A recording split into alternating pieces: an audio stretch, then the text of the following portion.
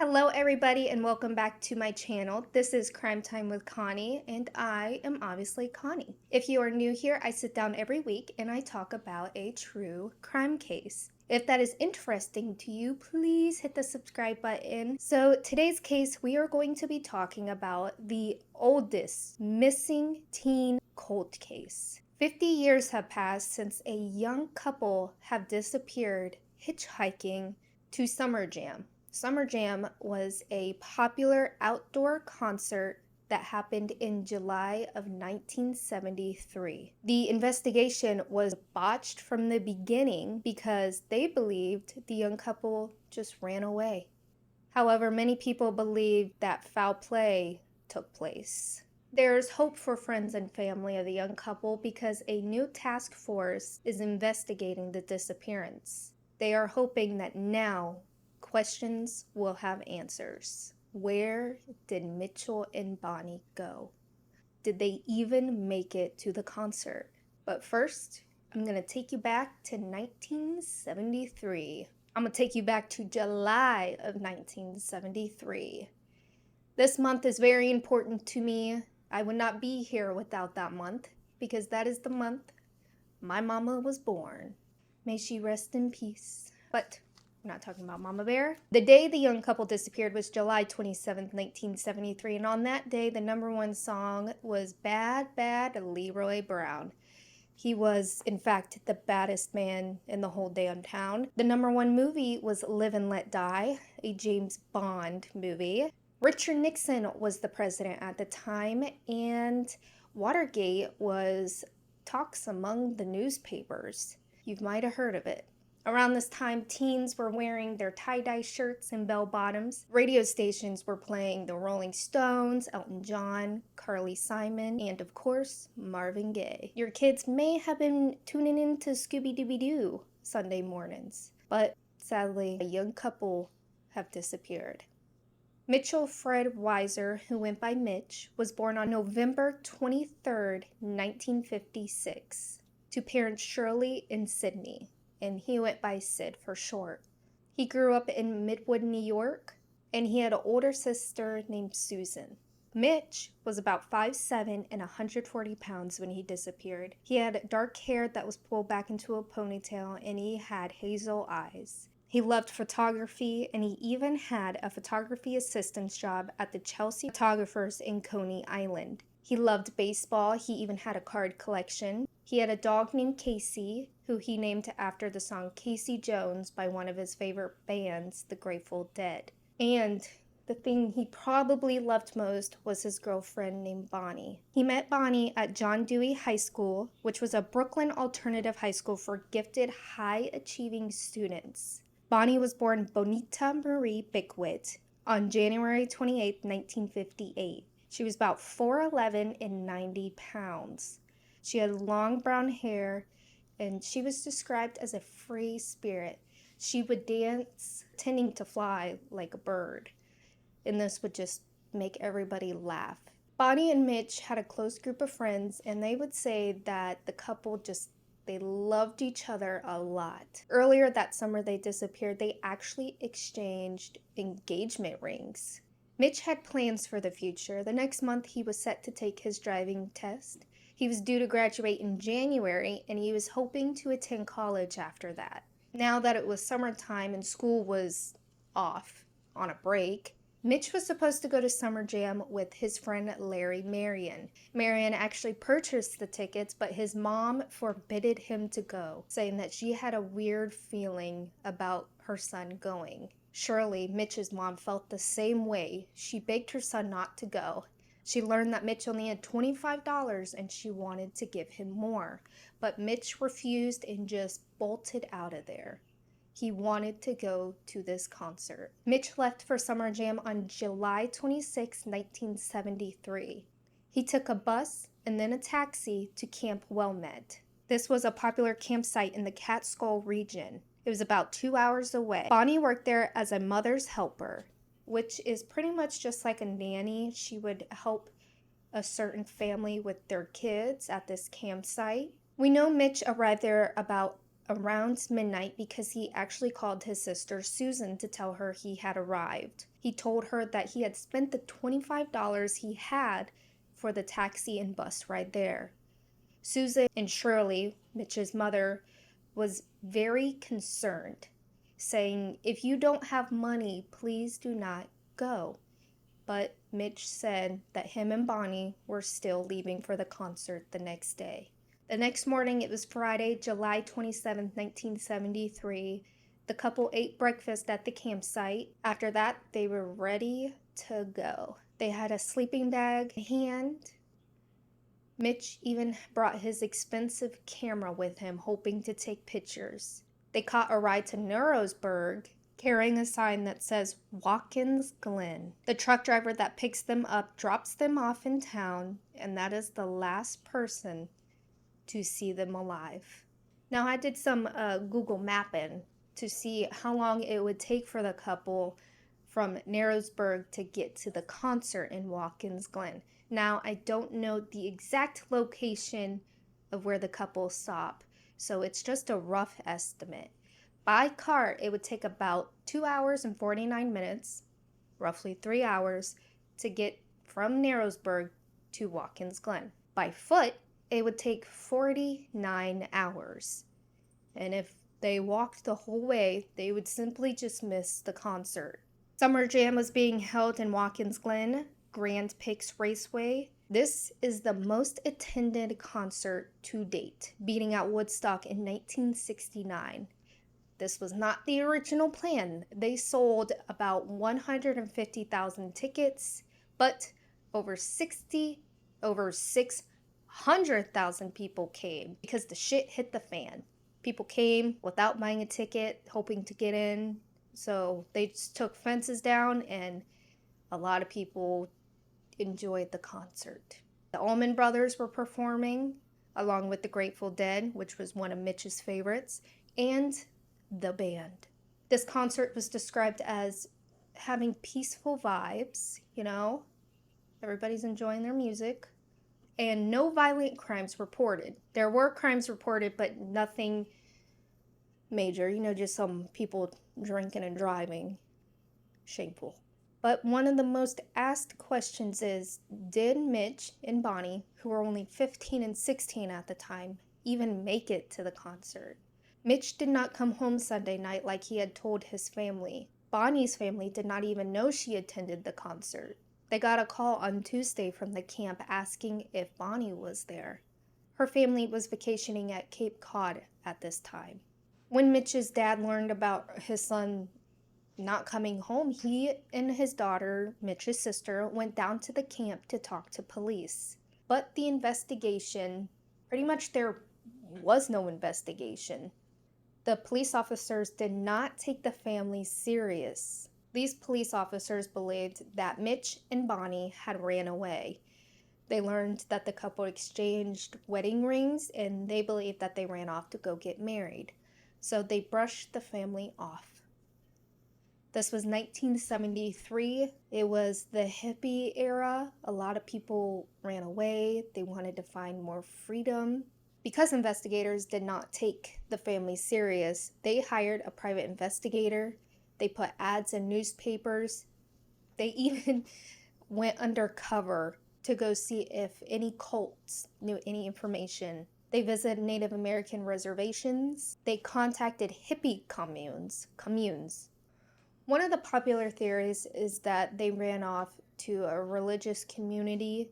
Around this time, Bonnie was not super religious. However, her mom, Ray, said that Mitch gave Bonnie a Bible, and she saw her daughter reading it sometimes at night. Maybe the couple ran away for more freedom. 3 days before she had disappeared, Bonnie wrote a letter to her family about wanting more freedom.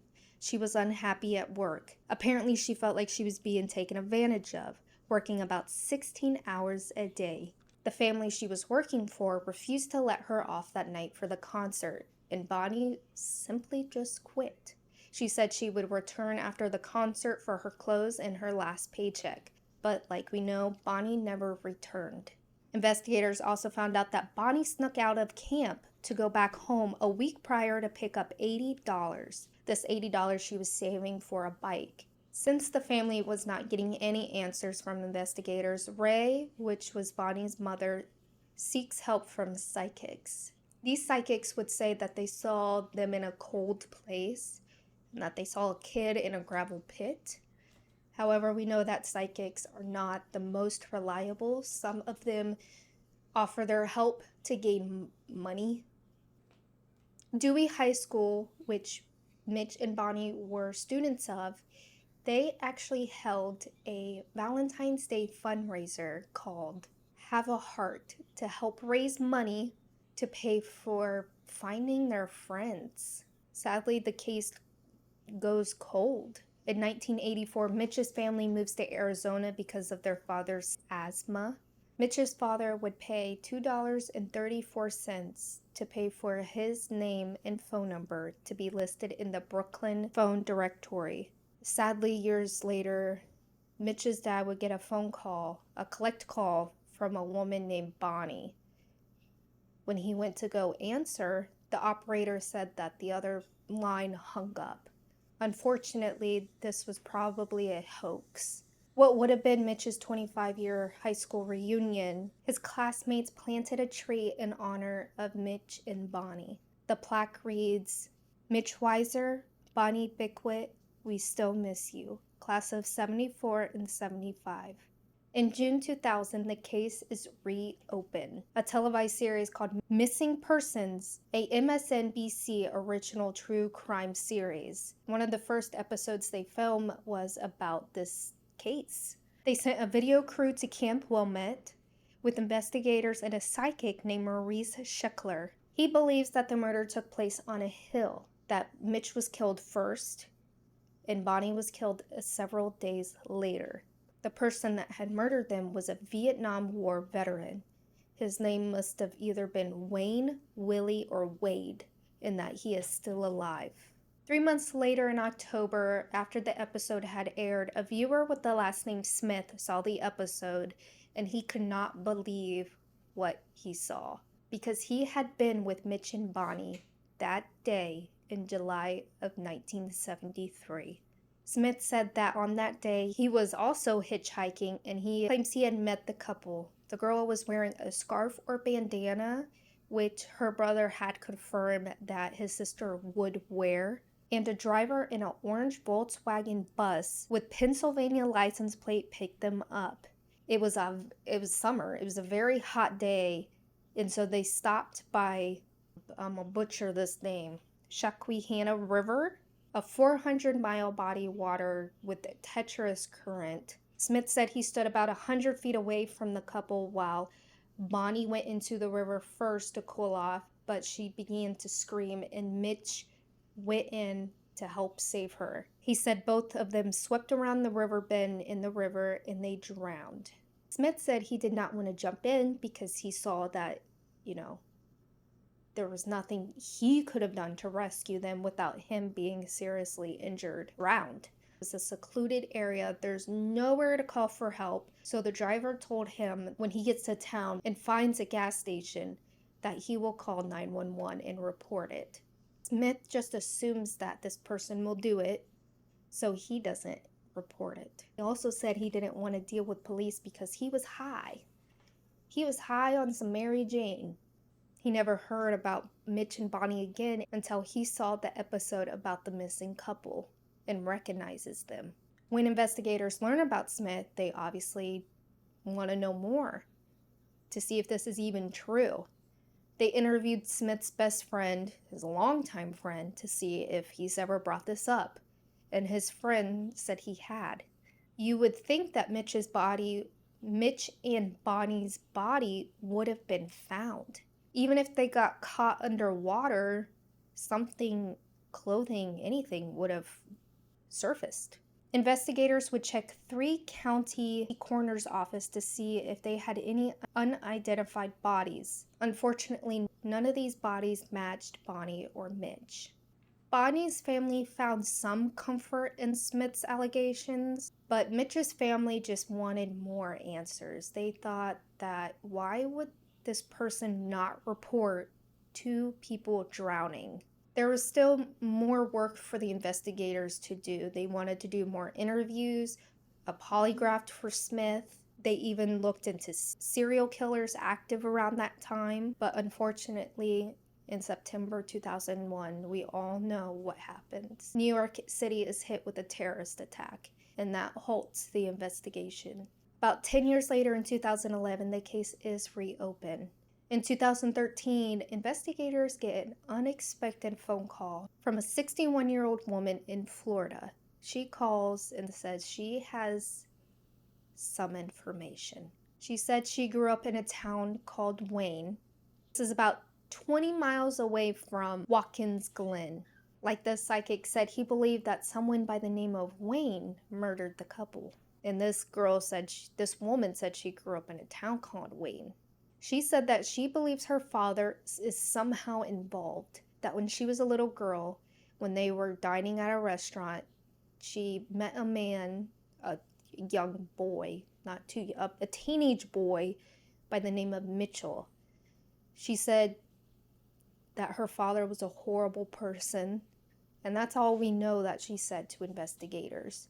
Police actually do look into this man. We don't have a name, and we don't have any further information about this man. They did dig up places of interest that this man may have hidden bodies. Unfortunately, nothing was found. They tried to speak to this woman's father, but he was unwilling to talk to investigators. Unfortunately, 50 years go by and the couple are still missing. Just recently, a multi-agent task force was put into place to help solve this cold case. A lot of mistakes took place in the first investigation, if you even call it an investigation.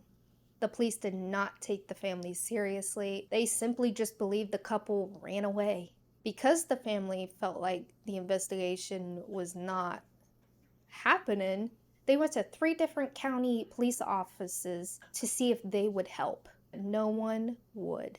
Investigators even failed to put the couple's name in the FBI National Missing People database. This task force is also going to have a hard time because the original files are missing. This includes witness statements, dental records that would help identify Mitch and Bonnie, and all of the investigator notes. Because the 50th anniversary of Summer Jam just happened, investigators and the family of Bonnie and Mitch are hoping that this may help jog someone's memory. Did they see Mitch and Bonnie at the concert? Did they see them hitchhiking? Mitch's camera was with him that day. Maybe someone has his camera without knowing it. That there's undeveloped film out there that could have pictures from that day. Mitch's friend Stuart spends hours looking through Summer Jam photos that people have taken, trying to search for his friend Mitch and Bonnie. He's hoping now that people have new photos he hasn't seen that he can look at. Investigators are now searching for unidentified bodies that could match Mitch and Bonnie's description. They are desperately asking the public's help. They are re-interviewing witnesses that they know of. Mitch's sister and Bonnie's sister are still alive, and they are still hoping for answers. Now that a task force is in place, that they will find out what happened to their brother and sister. Unfortunately, many friends and family have passed away. Bonnie's mom would develop Alzheimer's and sadly sometimes forget Bonnie even existed. So now we are going to talk about possible theories. 1, they ran off. They got married, they joined a cult, went off with a religious community. But you would think that one would come home. Maybe they didn't want that life anymore. Someone in these communities would speak up. Hey, your brother's here. Or I saw your sister. The young couple had plans for the future. Mitch was looking forward to going to college. They were only 15 and 16 years old at the time. Would they successfully succeed at going missing and never being heard of again? Bonnie and Mitch grew up in a close Jewish family. Their family just knows that this is not their character. Number 2, that they drowned. That Smith's allegations is true. But there's a lot of, fishy stuff with Smith's statement that he saw 2 people drowning and he didn't go for help. That the only reason he didn't tell 2 families that the people that they love are dead because he was high and he didn't want to talk to police. He knew the car. He knew the orange Volkswagen bus that he drove in with the Pennsylvania license plate. I mean, that is very specific. He couldn't name the driver's name. Investigators did say that he seemed disappointed when he couldn't point out the location of where this happened, but it's still number 3, that serial killer was involved. They did look into some. The 2 that I know of was a man named Robert Garrose. On that date of July 29th, 1973, there was an active manhunt for him in the Adirondacks. I know I'm saying that wrong. It's a popular wooded mountain area in New York. This manhunt for him was from July 29th to August 9th.